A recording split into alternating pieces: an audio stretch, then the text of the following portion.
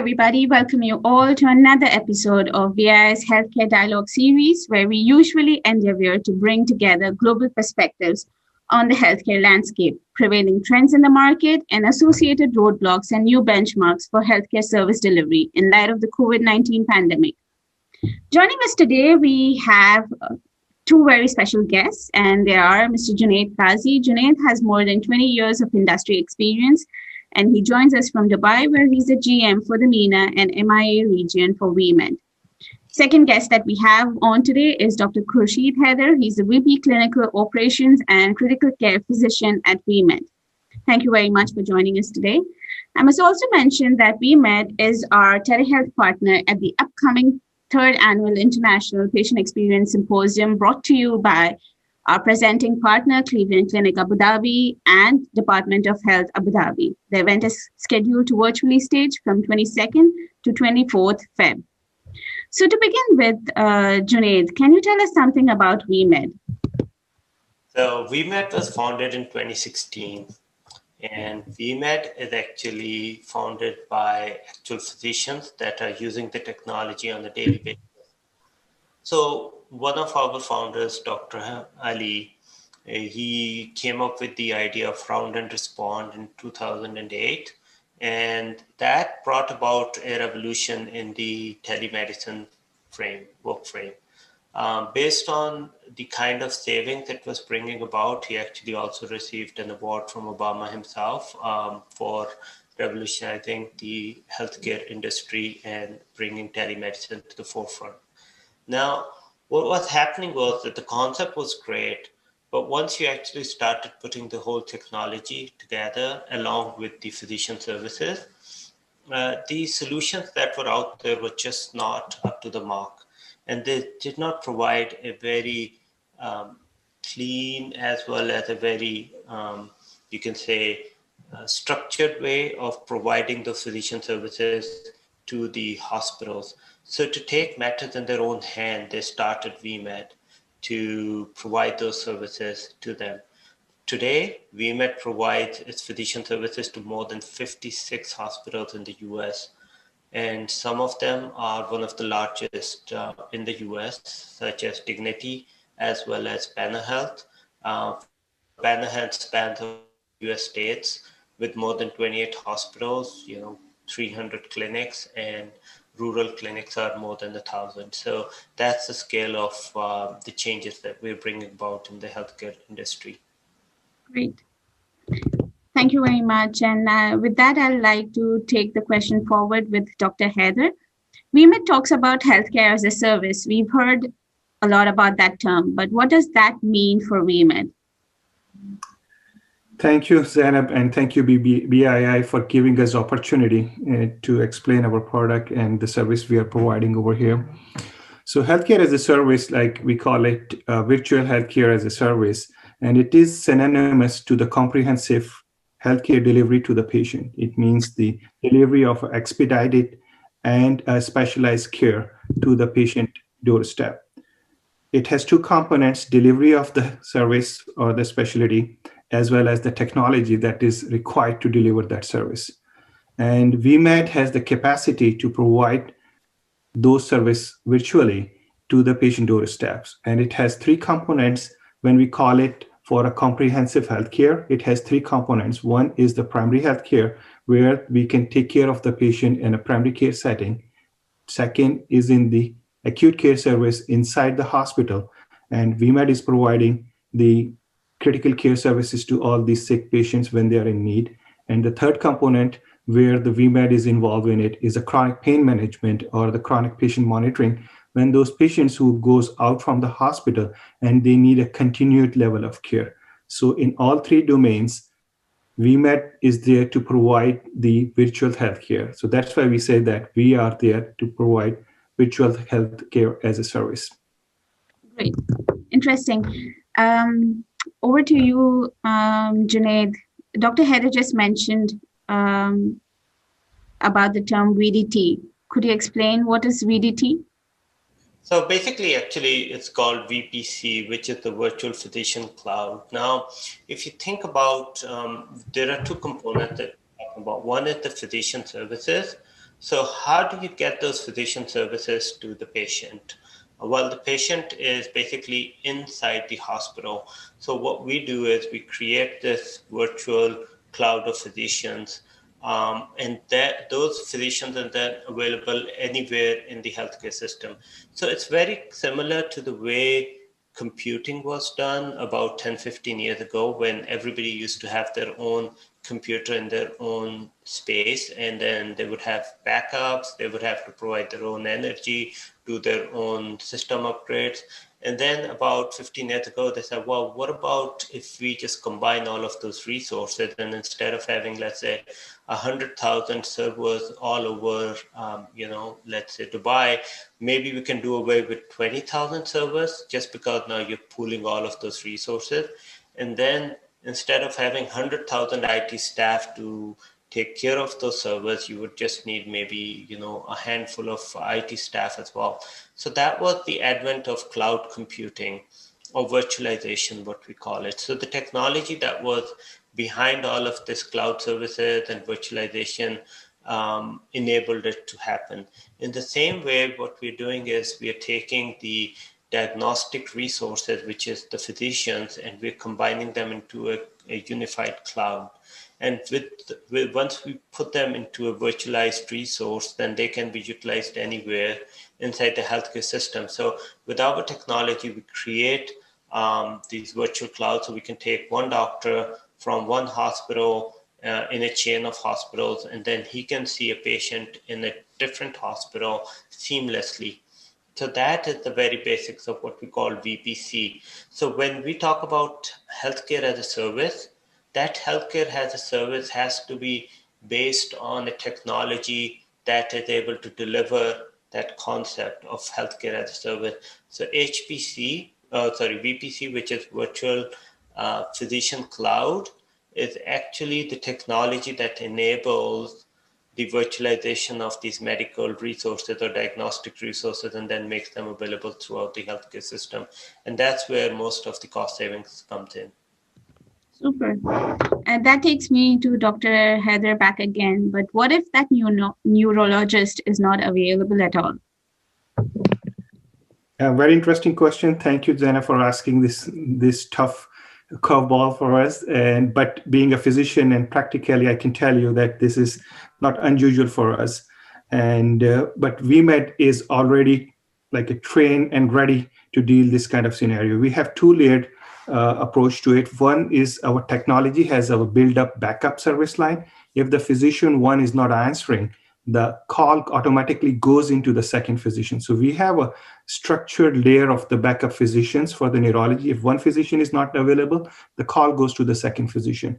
And in the same way, we have all the physician line up on the schedule. If one is not available, the tele 2 and tele 3 can come in and take care of the patient. For our side, patient care is the most important thing, and we take it very seriously. Great. So is VDC only available with your physician services, Mr. Junaid? Right. So basically, let's take an actual example. And this happens to us on a daily basis, hundreds of times a month. For example, we've had situations where a stroke patient would come into a rural clinic.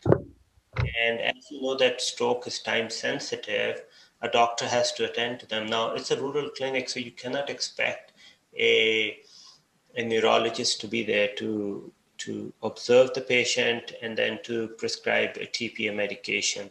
Now, with our technology, what happens is, for example, Banner Health has been doing it very effectively, is when a patient walks in and they can suspect he's suffering from a stroke, they can immediately, with a single click of a button, dial into a neurologist, and the neurologist would actually be observing the patient. They can ask the GP available on the spot to perform different tests. Based on the tests, they can actually even refer them for further lab work, and once the lab work is returned to them, then they can prescribe, let's say, TPA. So very commonly what happens is that, a patient walks in, he gets TPA, walks out of the hospital in 45 minutes.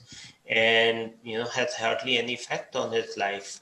So that way we are actually saving a lot of livelihoods, because once you take an individual out of the society, they are not only not able to contribute by themselves, but then there's also somebody else that's required to take care of them.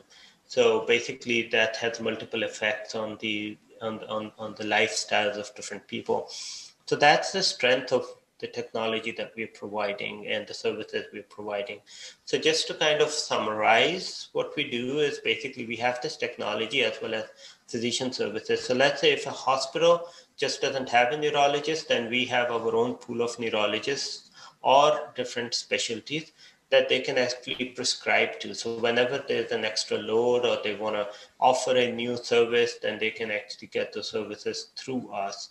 Now, the other thing that happened was that we built this technology so we could actually provide our physician services to hospitals, right? Because we had physician services and that's what we were only focusing on. So, and there wasn't a clean way of actually offering those physician services. So we actually built VPC to be able to provide those services. Now, when we went to these large hospital chains such as Banner or Dignity, they said, look, we have all the doctors that you can imagine. We've more than 1,000 doctors. We don't really need your physician services, but we really like your technology. And I think we can save a lot of money by using this technology, by better utilizing our resources. A doctor from one of our hospitals can see a patient in a different hospital. That would be just awesome and great. And would you give us this technology? And we said, why not? And since then, for the last 2 years, we haven't looked back, because this technology is so well adapted to their own needs that they are now utilizing it more in greater demand. Awesome. And are you also looking at covering the B2C space? Yes. So basically, we have a vHome solution, and that is, and then we also have a B2C app coming out as well very soon.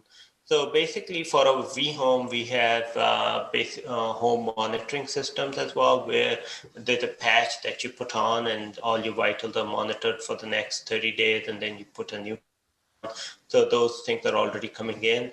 What that enables is that it helps hospitals keep view of the performance of their patient even once they're discharged. And in some cases, they can actually be discharged earlier as well. So that's one part. Then you look at a patient. Let's take a real example again, because people can correlate to that much better. So let's say if a patient gets discharged from the hospital and he goes home, and 3 days later, he gets constipation. So what is he going to do, right? I mean, that wasn't prescribed. So what are the three options? One is that you go back to the same hospital, and then from the same hospital, you have to wait in the waiting room, see the same doctor. It's very expensive for the hospital and the patient both. The second option is you go and see your primary care and try to explain all of your case history. And the third option is you talk to the same doctor that you got discharged from. Now, for the third option, right, we have customized workflows where you have a vHome app. You just go in there and it connects you with the same doctor that actually operated on you. And once the doctor looks at your case history, they have all of your history as well. So they don't have to jump through different records. They don't have to pull up your packs or different. Everything is right there in front of them. For them, it's a very simple, intuitive process of looking at the history of the patient, seeing what their current situation is and what they're asking, and then prescribing medication to them. So it's all about reducing the overheads. In the same way, we have different other workflows as well. For example, for remote patient monitoring, if a person is supposed to take their their glucose level or their their medication or their blood pressure, it keeps a track of it in our system. And if they miss those readings, then it flags to the healthcare system that the person has missed their reading. And if that happens more often, then they can actually even sound an alarm to the family members so that they can immediately intervene and take care of those situations before they get much serious. Great. Over to you, Dr. Heather. Do you also have any innovative solutions to fight the coronavirus outbreak? Yes, definitely. We were the first one to come across this disease in the United States when the initial surge happened. And I think in terms of innovation, we might provided the digital PPE. Like in the beginning, when there was a short supply of the protective equipments, so we might have saved a lot of PPE so that the hospital can reuse or divert their resources to the physicians or the staff inside the house. So that's what we have initially in the beginning. We have provided the digital PPE, but afterwards we have provided the hands to the physicians who were taking care of those patients at the front line. So we might came across them, joined their hand, and we were virtually with them taking care of all these sick patients. Not only that, we have taken care of the patient families. I will say that not the digital PPE, the most important part and the best thing VMed has done is the virtual whole handing of the families. We were there to help and support all these patients and their family when they were sick, they were in need, and no one else was there to help them. So I think that is the best innovation which the telemedicine has done. And besides that, I can name the technological terms that we have done in terms of innovation. We have developed with the Intel collaboration a device called VCast, where all the patient's room, which has the TV, we convert into a virtual telemedicine platform just with a small USB.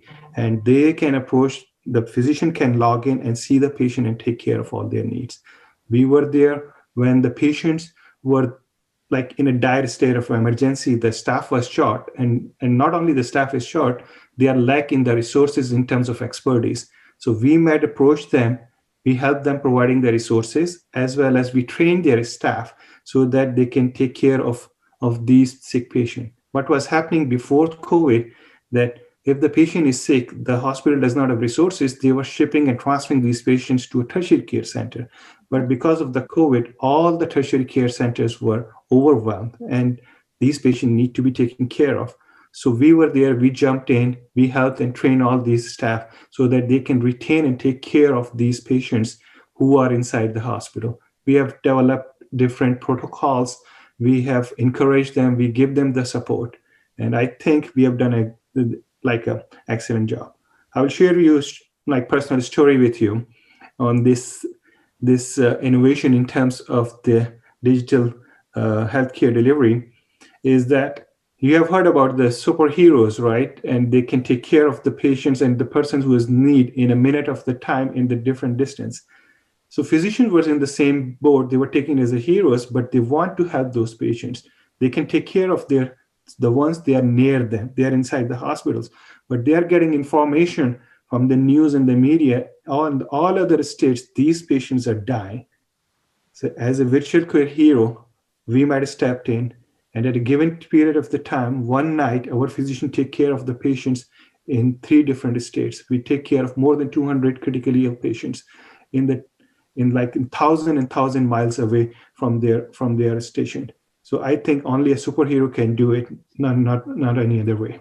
That's a great achievement. And I think the digital transformation is happening at the breakneck speed because that's the need of the hour. And this is how we're going to survive in the new normal. So very well said. That takes me to the last question that we have for Junaid is, what opportunities do you see in the MENA region, and what do you see yourself in the coming years? And where do you see yourself in the coming years? Right. So basically, I think there's tremendous opportunity in the MENA region. There are a few initiatives that are very forward-looking. So firstly, if you look at a place like Abu Dhabi, where there's a rural population as well as healthcare, so we can actually take, most of the physicians like to work inside the cities. So we can actually virtually take them from the cities and connect them to hospitals as well as clinics in the rural area. So that's one area that is very, very much within our capabilities. The other thing that I see is that because of COVID, a lot of hospitals are under some financial stress and distress. And with our technology and the better utilization of the medical resources that we provide, we actually bring about a massive reduction in the cost of the hospitals to operate. And we also provide them the ability to offer further more specialties that they're currently not offering. So with those two, we are seeing that in many of the hospitals that we are operating, it has led to about 1/3 cost savings for them. And we can probably do better in the Middle East. So from a financial perspective, it's a financial buy for a hospital. And I think with this distress, we can really play a major role in uplifting and financial health of many of the facilities here. Great. So we wish you all the best for your future endeavors in the MENA region, and we look forward to hosting you at our conference next month. With that, it was a great, real fascinating conversation that we've had with the both of you. Thank you very much for joining us today. So to conclude, while we recognize that the tragedy of COVID-19 has caused to the world, we also realize that it has opened many opportunities for the healthcare sector to rejuvenate in this new normal ecosystem. As people become more mobile and more connected to digital technologies, it is vital that healthcare providers open a digital front door to revolutionize the patient and the caregiver experience, which indeed is their ultimate common goal. So with that, before I sign off, I urge you to join us at the third edition of International Patient Experience Symposium next month, Feb, which is from 22nd to 24th, brought to you by Cleveland Clinic Abu Dhabi, the presenting partner, and Department of Health Abu Dhabi. Along with Junaid and Dr. Heather, we are bringing great minds together to share their transformational stories and provide a real-world perspective on bridging the service excellence gap in the healthcare industry. So for now, goodbye and stay safe. Thank you very much for joining us. Thank you very much.